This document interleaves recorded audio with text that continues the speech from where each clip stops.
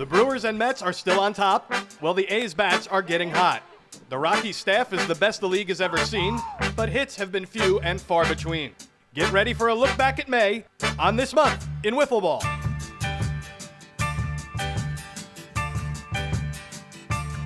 Could the Mets be the first team to go all the way without a loss? They certainly have the firepower. Galad is top 5 in nearly every statistical category. Malfidis has an ERA of 1.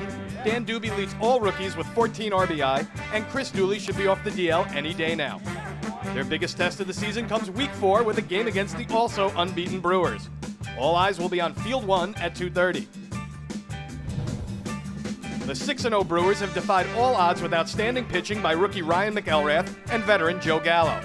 McElrath has allowed only 1 run in 23 innings, and Gallo has turned the clock back to 2009 and is once again dominant with a 2-0 record and a paltry ERA of 2.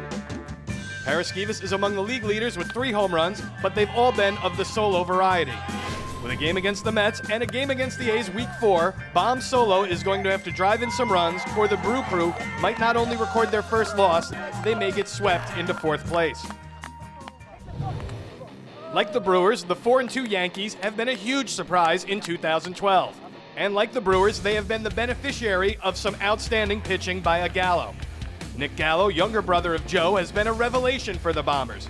His 3 wins, .67 ERA, and a team-leading .267 batting average, with 2 home runs and 7 RBI, have been the driving force of the Yankees. Next up for the Yankees are the Mets and Dodgers.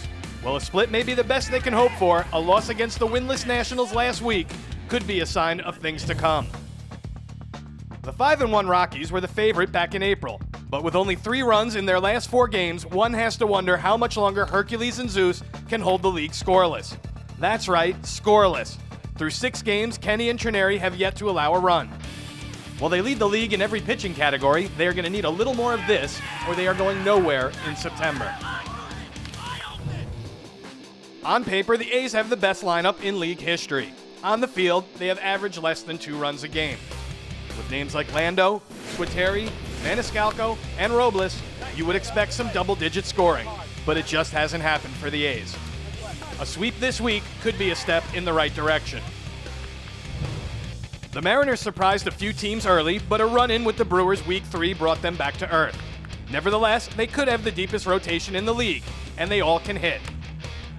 If an off-the-field injury sidelines John Historico for the month of June, it could be a rough road back to 500 for the 2-4 Mariners. The Cardinals have the talent to be at the top of the standings, but for whatever reason, it just hasn't clicked. Schaefer has done his part at the dish, leading the league with a .417 batting average and 4 home runs. But for as good as he's been with the bat, he just can't get back to where he was last season on the carpet. To make matters worse, Bobby Daly at 2-2 has lost as many games this year as he had all last year.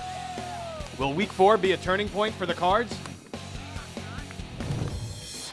The Dodgers' Bill Murphy has pitched to a 1.18 ERA, and after 3 weeks has yet to get his first win, mainly because of the Dodgers' inability to hit. This Eric Lang solo home run has been the only run the Dodgers have scored all season. If they don't get the bats going soon, it will be a long summer for this storied franchise. Much like the Dodgers, the Nationals have had a hard time getting it going at the plate in 2012. If not for this Calusi Grand Slam, the Nats would be winless. On the bright side, it looks like rookie ace Sean Ryan has found his groove. If he can limit the walks, the Nats may be able to make a run. The Marlins are the only team in the league without a win. Though not as anemic at the plate as the Dodgers or Nationals, a league-worst 5.69 ERA and .322 batting average against leave them little room for error. Without a healthy Pete Montanez, Izzy Ratome, and rookie Garrett Torres are going to have to carry the workload on the carpet, or the Marlins aren't going anywhere in 2012. Here's a look at the standings after 3 weeks of play.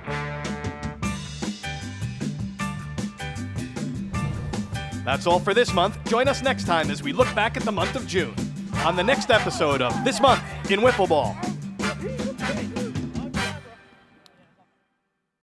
Promotional consideration was paid for by Bailey's Smokehouse. Bailey's Smokehouse, the best barbecue east of the Mississippi.